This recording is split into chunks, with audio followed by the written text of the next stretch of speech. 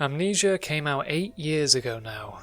I know, it's been a while. All those screaming montages on YouTube kind of overshadowed the game itself to a point that I worried that many people wouldn't play it and instead giving it the reputation of a cheap jumpscare experience. Well, this October the Amnesia collection was released for Xbox One, so now that the hype has vanished and a new genre of combatless first-person horror games came into the mainstream, it's the perfect time to revisit the game that effectively changed the horror gaming landscape. Gameplay-wise, Amnesia plays like Outlast, Alien Isolation, and anything else of this genre. With that said, Amnesia has one key mechanic that puts it closer to its more traditional survival horror roots. Instead of managing your ammo supply, you're managing your oil. Oil allows you to use your lantern so you can actually see where you're going and what you're doing, but it makes it easier for you to be seen. So why not just not light it? Well, for one, staying in the dark too long can drain your sanity, and go too insane and you'll start experiencing some really unfortunate side effects. This creates a really nice balancing act between keeping your lantern on when you need it, not burning through your oil reserves, and not going crazy in the dark hiding from monsters. And speaking of the monsters, looking directly at them will severely lower your sanity, which fixes another problem with many horror games. The enemies stop being quite as scary once you take a good look at them. So by denying you that luxury of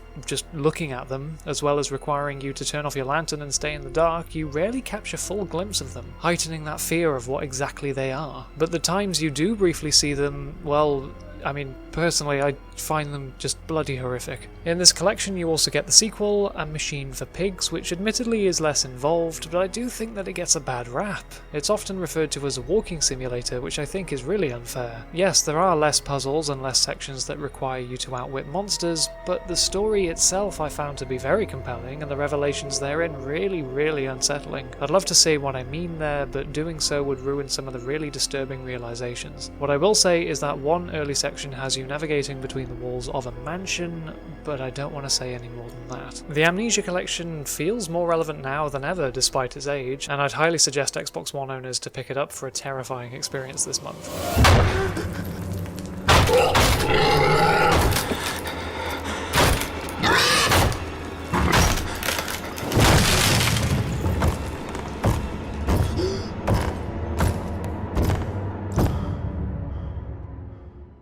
The stories of H.P. Lovecraft have had a really hard time being adapted into games. For example, though the fact that you can slay the gods goes against the nihilism of these stories, I think that Bloodborne stands as one of, if not the best Lovecraftian game there is. Then you have the more official works such as the Call of Cthulhu Dark Corners of the Earth, which I do love, but it kind of loses it towards the end when you just gunning down cultist and eldritch horrors. But this October we have the Call of Cthulhu, both an adaptation of the story and the tabletop RPG, curiously. One strength of the Call of Cthulhu compared to previous Lovecraft games is that it actually requires you to investigate, the results of which will vary depending on what skills you have. You can be proficient in sneaking, or fighting, or talking, or investigating, all of which open different possibilities, especially investigating as it gives you greater knowledge on the mysterious goings-on, but with that knowledge comes madness, as simply learning about these old gods is enough to drive a person insane. Call of Cthulhu promises to be one of the most authentic experiences based on Lovecraft's work that we've seen so far.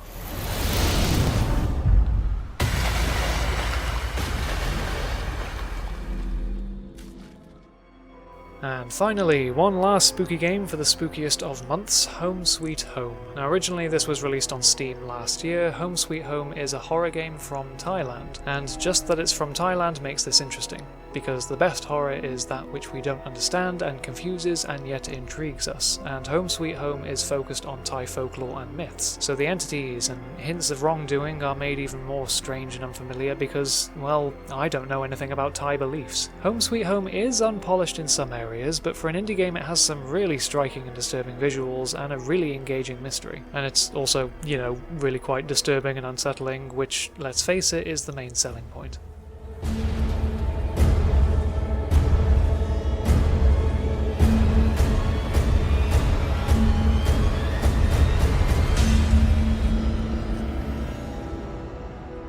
Obviously there are your typical big releases such as Black Ops 4, but you don't need me to tell you that that is out, and besides, it's October, so why not try out some of the games we've talked about, lights off, headphones on, and see how long you last.